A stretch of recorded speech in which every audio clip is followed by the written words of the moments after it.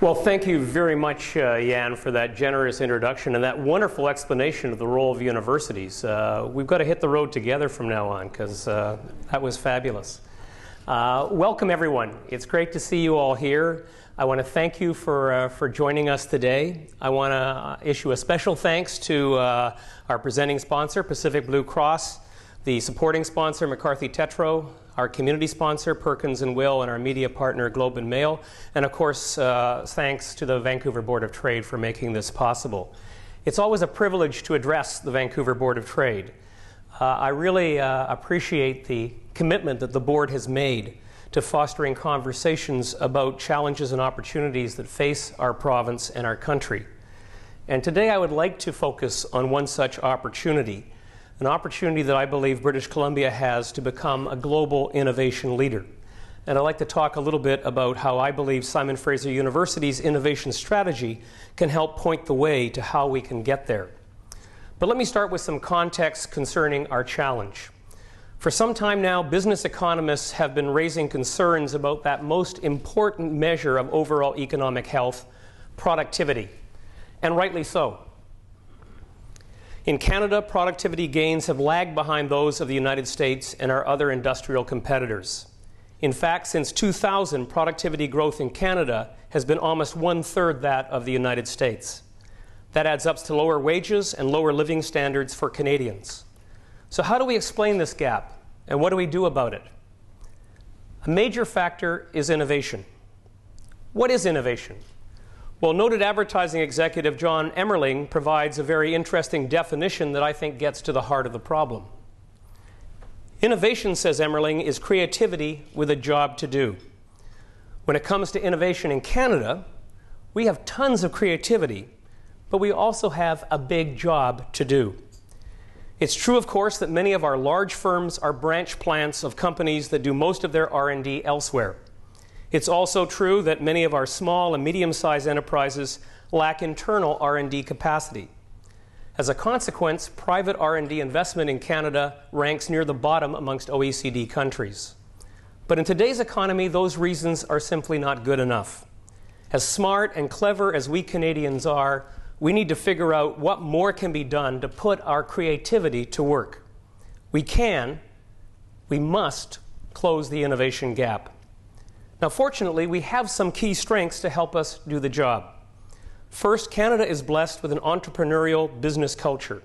Indeed, Canada is ranked second in the world in the Global Entrepreneurial Index, something that's not always recognized. Second, while Canada's private R&D investment lags behind other OECD countries, the same is not true of our public sector R&D investment. As a result, our universities have become research powerhouses with the strength and capacity to help Canada become an innovation leader. But to get there, we need to take some new approaches to mobilizing knowledge. We need to find better ways to harness the innovative minds and research strengths that exist on our university campuses to turn ideas into action. To illustrate this point, let me tell you about a former SFU business student by the name of Alice Park. And here she is. You know, a few years ago, Alice was waiting in line for a parking permit on our Burnaby campus. Those lines can get pretty long enough for lightning to strike. And while she was waiting, Alice was struck with an idea, not with lightning. With so many SFU students traveling to campus from the same neighborhoods, wouldn't it be great, she thought, if there was a way for them to coordinate their rides? Good for students, good for the environment, albeit not so good for SFU's parking revenues. Fast forward a few years, and Alice's Go Together rideshare app has been adopted not only by SFU, but also by Van City and most recently by YVR. It was nominated in 3 categories for the Small Business BC Awards, and Alice was recently named one of BC's top 30 under 30 by BC Business Magazine. In fact, Corporate Knights has named her one of the top 30 under 30 sustainable leaders in all of Canada. So how did Alice do it? She did it in part because SFU was there to give her guidance and support. Her first stop was Venture Connection, SFU's university-wide student incubator and a first of its kind in Canada. Venture Connection provides students from all disciplines with the advice and assistance they need to bring a business idea to market. Think of it as a sort of friendly version of Dragon's Den. Venture Connection was impressed with Alice's idea and arranged for her to get business mentorship and free office space. It was a great start, but Alice felt she needed further support. So she turned to Radius, SFU's community-based social innovation lab and venture incubator, where she enrolled in an intensive 4-month mentor-led program. With Venture Connections and Radius's support, Alice turned an idea that came to her while waiting for a parking pass into a business that now provides a valuable community service. Today and every day, Go Together is taking cars off the road. By the way, Alice would have loved to be here today, but she had a more important appointment. Alice is on her honeymoon with a young man whom she met, and I kid you not, while sharing a car. But in addition to showing us a great way to find one's life match, Alice's story shows us what can happen when we nurture student innovation, when we provide students with the support that they need to turn their ideas into business opportunities. Without that support, Alice would probably have secured a good job working for someone else. But with that support, today Alice is a successful entrepreneur. She created her own business and her own job. And as a result, she's already created 14 jobs for others, and she stands to create many more in the months and years ahead. At SFU, Alice's story is not uncommon. It's part of our commitment to being an engaged university. In this case, by enabling students to convert their innovative ideas into business opportunities in the community. But engagement is something that hasn't always come naturally to universities. Universities have traditionally regarded themselves as ivory towers, have taken pride in the fact that they stand apart from communities. Not only has that impeded universities from fostering and harnessing the entrepreneurial talents of their students, it's also hindered universities from connecting their research capacities to community needs. In the traditional university research model, researchers work in isolation. When they make a discovery, they push it out into the community, hoping that it'll be useful or profitable in the marketplace. And not surprisingly, relatively few ideas survive that journey. That gap that separates university researchers from consumer markets is simply too wide. So wide, in fact, that it's been dubbed the Valley of Death, the place where good ideas go to die. At SFU, our commitment to be an engaged university allows us to bridge that gap. We don't just push our research out into the world, hoping it will be useful. We engage with business and communities to pull our research to places where we know it is likely to create jobs and opportunity. Consider the case of Coolidge Lighting, a Richmond-based startup. Coolidge saw a consumer demand for an advanced LED technology, but it wasn't going to happen unless they had research support. Enter 4D Labs, SFU's state-of-the-art materials science and engineering lab on Burnaby Mountain. 4D sets research goals based on information it receives from industry partners, pulling research where it will have a major impact. Coolidge Lighting had the market information and the idea. 4D Labs had the research resources. Together, they were a perfect fit. And today, Coolidge is a fast-growing company employing a team of highly motivated specialists who are bringing their LED product to market. It's a made-in-BC success story. And yet another example of how SFU's commitment to community engagement enables us to pull new ideas to where they can create jobs and power our economy. For 4D Labs, there is no valley of death, just a mountain of opportunity. The same commitment to engagement infuses our emerging innovation and entrepreneurship strategy and its network of labs, incubators, accelerators, programs, and initiatives, some of which are seen here. And let me tell you about a few of them. At SFU's Innovation Boulevard, SFU researchers are partnering with the city, industry partners, Fraser Health, and others to drive the development of medical technologies that create jobs and improve health outcomes. Pacific Blue Cross and SFU are in the process of establishing a research center in computational health informatics, whose innovative approach to data analytics, fraud detection, and forensic investigation will have worldwide application. Venture Labs, an SFU-led consortium with 3 other post-secondary institutions, was recently rated BC's top accelerator for job creation and capital formation. And just last month, SFU, in partnership with Ryerson University and the University of Ontario Institute of Technology, secured over $10 million in federal funding to create the Zones of Incubation and Innovation, a pan-Canadian incubator accelerator program in digital technologies. And in just a few months, we'll be opening the Vancouver hub of that initiative right next to our Harbour Centre campus.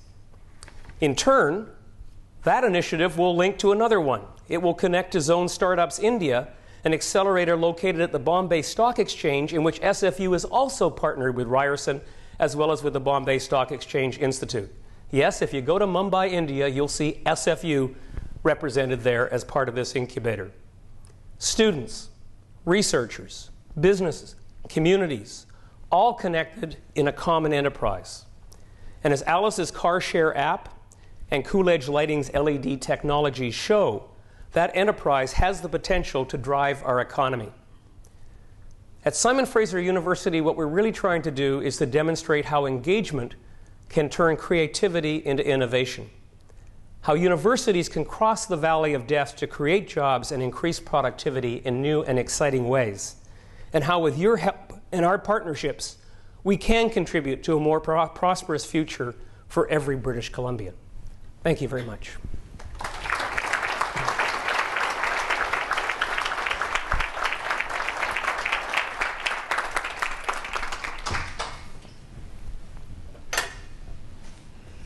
Thank you, Andrew, for that keen insights into what universities can create in terms of hatching innovation and nurturing it through to markets.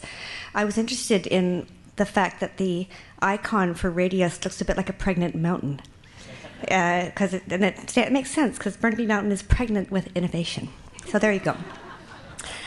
That may just be me, though. You may see something else in that. It's all about incubation, you know. It's all about incubation, yeah.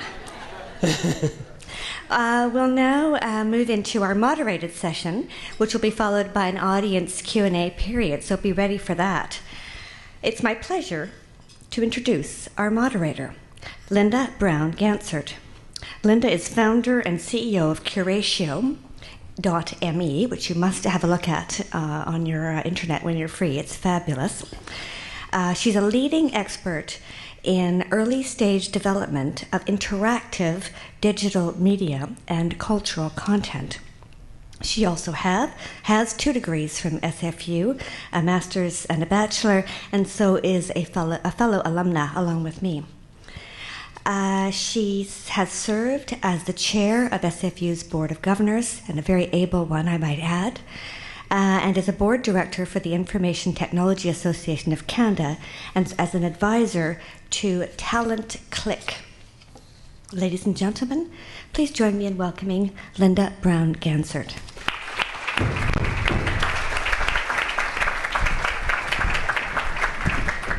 Thank you, Anne, and thank you, Andrew. Great presentation. Obviously, I have some bias in what you're saying. None at all, but thank you.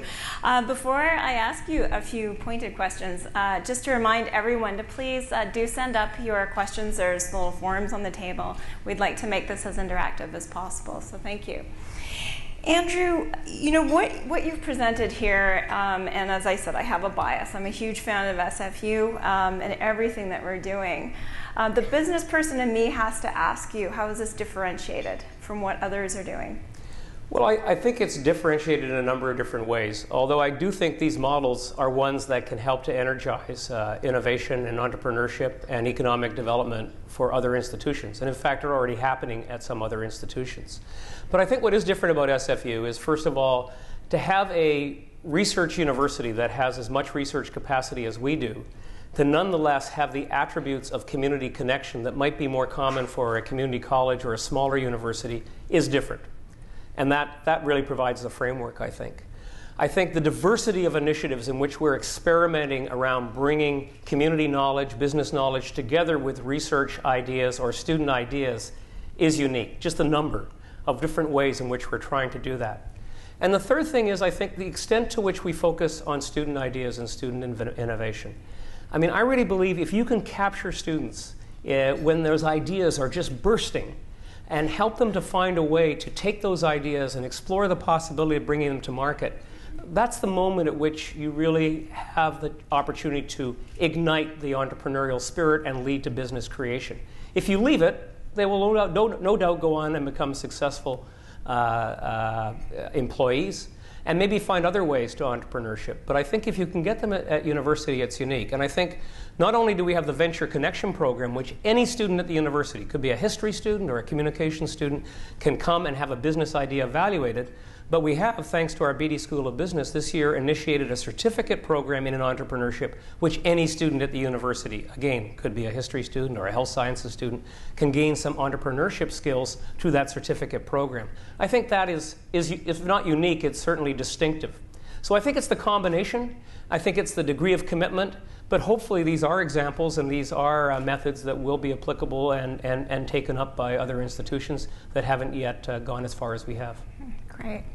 You know, I remember being on the board when I think we were approving the Senate's approval of the joint degree, engineering and business degree, and where they were doing 2 degrees at the same time, which always struck me as so interesting to combine those two, and the flexibility of the university, I think, to respond to that need, and that there were students already undertaking that.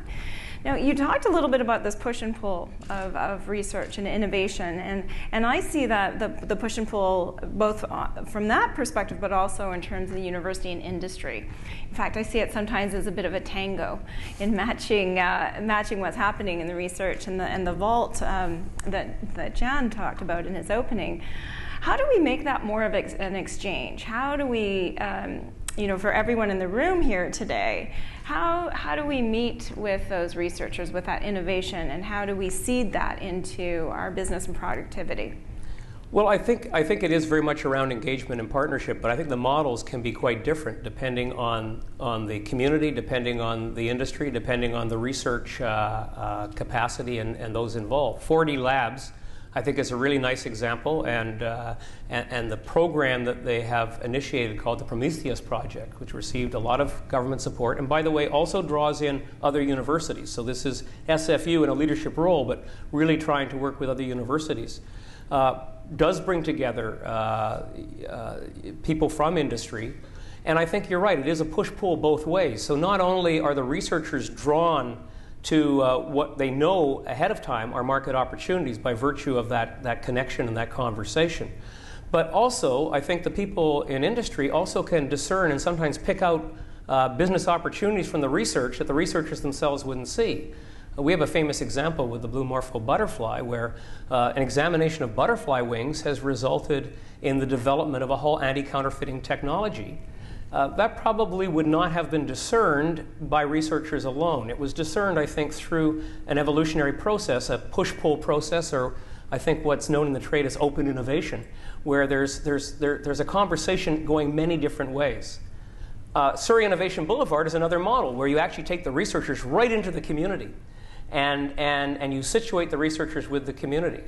And we have also models where we have researchers working alongside industry. We have a partnership with India Oil on one of our other research strengths, fuel cell technology, where we are actually going to be working with India Oil in Delhi, helping them develop their research capacity. They're going to be sending graduate students to us. And I think that relationship will also help to produce ideas and research opportunities. Mm-hmm. I want to pick up on that and just ask, in your own opinion, where you think that contributes to productivity and the challenges that we do face in Canada in shortening that gap. Well, I think as we've become more and more of an innovation economy, not just within BC or Canada, but globally, I think being able to maximize our capacity to draw upon knowledge and research and innovation is going to be a key, if not the key, determinant of productivity. And productivity, as Paul Krugman likes to say, it may not be everything, but it's almost everything. Mm-hmm. So to the extent that we are not seeing, unfortunately, the kind of investment on the private sector that's going to develop the kind of innovations that might drive us forward, and that seems to have been for structural reasons that I tried to explain, my view is let's harness the strength where it really exists. And if we can do that, if we can take this university strength, connect it to the needs in the community, create innovative opportunities that can improve the way we deliver services, improve our capacity to create jobs, as Alice is doing, improve the efficiency of our lighting systems that we can sell, all of that will contribute to greater productivity. So, and using those examples with Alice and Coolidge, those are very applied research examples. Are you only talking about applied research here? Well, no, I think one of the differentiators here may be, because there are other post-secondary institutions that are very focused just on the applied side of research, and I think they do a wonderful job. But I think one of the strengths that SFU brings to the table is that we also have that strong underlying commitment to fundamental or discovery-based research. And it's a bit like a pipeline, you know. You can't take things down and apply them unless you have, at the front end of that pipeline, the generation of those ideas. And I think it's very important for the university to maintain a strong commitment to discovery-based research. I also think it's very important for the university to maintain a strong commitment to research that is not necessarily related just to economic benefits, to understand the social implications of research and how that research can be applied in an environmental context or a social context is hugely important. I think one of the lessons coming back from India and China is where they decided to simply invest in technology and in applied research, they found they have not been as successful as they thought, because you have to be able to have the systems and the knowledge to take that research and make it work for people. And so having social knowledge, having knowledge of how we can improve society generally, how we can take the benefits of increased productivity and distribute them to create a healthier and more sustainable society. All those things are important. And it's so interesting that, you know, what you're talking about and the role of the engaged university, and not just within our community, but worldwide as well, and the work that SFU has done in that area. Sort of looking more across Canada, what is the role more broadly across Canada of universities to help harness, you know, the research power that's happening and applying that into addressing these gaps? Well, I think universities have a responsibility as well as an important role. The fact is that the public investment in research in Canada is very respectable by OECD standards. And if that public investment is going to be made, I think it behooves universities to ensure that the maximum benefit from that public investment is derived for the benefit of society. Now, in my view, that does not mean we should turn universities into business R&D organizations. But it does mean that we should try to attend seriously to this valley of death. We should be able to break out of our traditional models which push research out without attending to real social needs. And we should be able to explore, as I think we are doing in ways that are quite creative, as to how we can actually make that research investment go further, do more for society, energize students, and also, I think, create for researchers opportunities that wouldn't otherwise exist. Mm-hmm. You know, interesting with the valley of death, there's also, a popular term in actually theory in business around crossing the chasm. So I prefer to think of it that way. How do we cross that chasm together? Some great questions here. Please keep them coming. So here's one. You mentioned the importance of venture capital for pre-commercialization of innovative products and services. And while SFU Venture Connection exists, what are some of the things the business community and local and provincial governments do to help grow the economy by attracting investment and capital? Well, that's a great question, and I'm glad someone asked it, because if my son were here, he would say, "Dad, what was your call to action?" He's obviously a business grad. But I think the call to action here is for partnerships to work and engagement to work, it has to be more than a one-way street. It has to be multiple streets, actually. But clearly in Canada, historically, venture capital has been a major problem. I shared a study with you recently, Linda, that suggested that it was on an upward trajectory, and maybe we're starting to see a greater infusion of venture capital. But I think we still have a ways to go. Through our Time Venture Center and our incubation and acceleration networks, we do have angel investors. We do have very small, very modest venture capital funds that we've tried to pull together. But it's minuscule compared to what is really needed. And that's where we need to look at the business community, at the banking community, at people in Canada who are prepared to take risks, intelligent risks, but to bet on Canadian talent, and to put their faith in the capacity of our researchers and our capacity of our students, who I think are second to none, and who can drive that productivity number back up to where it should be. So I think that is a challenge to the general community, to the business community in particular. if engagement is going to work, we need the business community, we need the broader community to step up and engage with universities. What encourages me is I see it happening. I see it happening in 4D Labs. I see it happening in Surrey Innovation Boulevard. I see it happening in many of the other incubation acceleration initiatives we have. Venture Connection. Alice got to where she was because she was a partner with a mentor from the business community who volunteered time to help her gain that understanding. Radius, our social incubation lab, which Radius, by the way, stands for Radical Ideas Useful to Society. I love that acronym.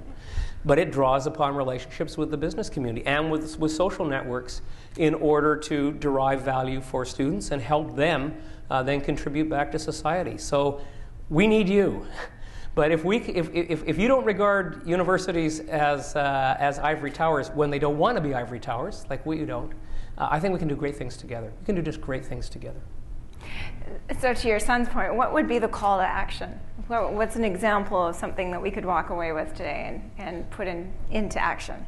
Well, I think the call to action is as we grow out this network, as our Vice President Researcher is here today, Joy Johnson, pulls together all of the elements of some great work that's already been happening at SFU, but brings it into a more coordinated strategy. We're going to be looking for community partners, and we're going to be breaking new ground on many new initiatives.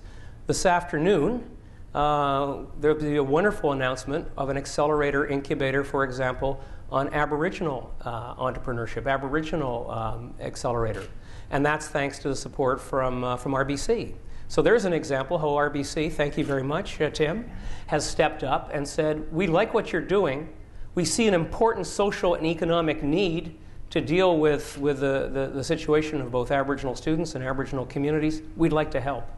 If everyone else in the room wants to do the same, I think it was $1.3 million, we can do a lot of good. But more seriously, it's one way. I'll tell you another area, clean energy. We have huge capacity in clean energy. We had hoped in our federal ask, we'd asked for $20 million to do digital technology and clean energy. We've done digital technology with Ryerson and the University of Ontario Institute of Technology. We're looking for partners to help us do the same in terms of taking the research strength we have and a lot of a strong business sector in clean energy and see if we can really mobilize that strength, but it will require support from the business community. I think one of the things that's unique about SFU is how prevalent it is in the community, and that it isn't just one location. It's very much a networked university in various different communities around that, embedded in our communities. How do you see that helping innovation? Or do you, off the top of your mind, are there some examples of what we're doing downtown and how that has certainly I think added to the vibrancy of the area? What's happening in Surrey, which has been absolutely fantastic. You talked about Innovation Boulevard. I think it helps. I think having 3 campuses in the 3 largest municipalities in BC just makes us more proximate, and proximity does still count, even in this virtual world. But I think it also makes us attend to communities that, even though they are proximate to each other, are very, very different. I mean, the kind of vibrancy that's happening in Surrey as a sort of growing new community, some of the aspirations that are drawing us in very different but positive directions around, say, Surrey Innovation Boulevard that probably wouldn't have worked in downtown. In downtown, the opportunity to do social innovation so close to the downtown east side. And another opportunity that we're working on is leveraging off of our Woodward's cultural programming and our program in the Goldcorp Center for the Arts is cultural innovation. How can we take cultural industries and get students and businesses looking at opportunities there? I don't think those would easily be done or easily be taken forward were it not for the proximity of Radius in one case and the School for Contemporary Arts in the other, to a cultural precinct and to the downtown east side, where there are huge social needs and huge social opportunities. And being on Burnaby Mountain, well, we have our greatest research capacity up there, our labs up there. So we've had to look at different ways of making that connection, not so much physical, but thanks to the leadership that's been shown by Neil Branda and others at 4D Labs, those connections are being made. They're also being made by researchers from Burnaby coming down and working in the downtown east side on issues like housing and the like. So I think the fact that we are in all 3 places physically helps to reinforce and inform of this strategy and allows it, I think, to extend in ways that wouldn't otherwise be achievable. SFU is coming up to a pretty important birthday with 50 years. So what do you see for the next 10, if you're looking out next 10 years? The next 10 years? Mm-hmm. Well, we got to get over our birthday. Someone said it's a midlife crisis. I'm hoping it's a pleasant one.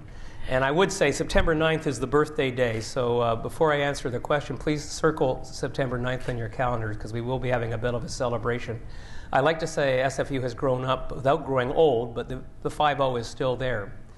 But I do think there's huge opportunities. I think internationally, the fact that we have made strong connections, well, really quite extraordinary connections through the incubator we have in Mumbai, through the partnership we have with Indian Oil in Delhi, through some of the programs we have in China and our outreach to Hong Kong, for example. I see that growing and building as we become more global, as our students hopefully look more globally for their knowledge and opportunity. That's one area I see us going.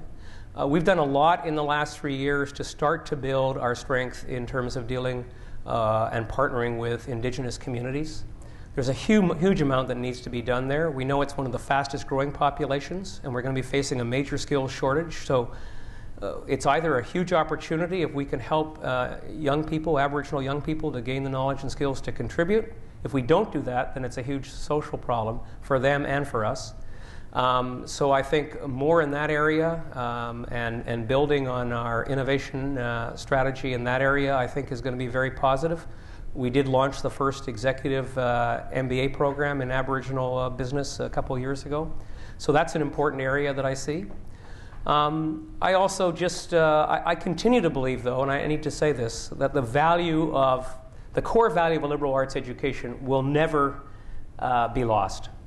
And the more the world changes, the more we can't count on the jobs of today being there tomorrow, is the more we need people who can think critically, who can solve problems, who can communicate clearly, who can take this barrage of information, not education, but information, and translate it into meaningful messages, meaningful outcomes through education. And those kind of skills are very much embedded in the liberal arts education. So even in our undergraduate business programs, we expect students to have those skills and then add to them through the more applied business courses and other business training they get. And so I hope that we do not lose that core strength or that core commitment. I think it's central. If you look at many business leaders, I suspect in this room, but certainly across this country, a lot of them have philosophy degrees or have degrees in history or social sciences, because that's where they learn to think strategically, that's where they learn to communicate.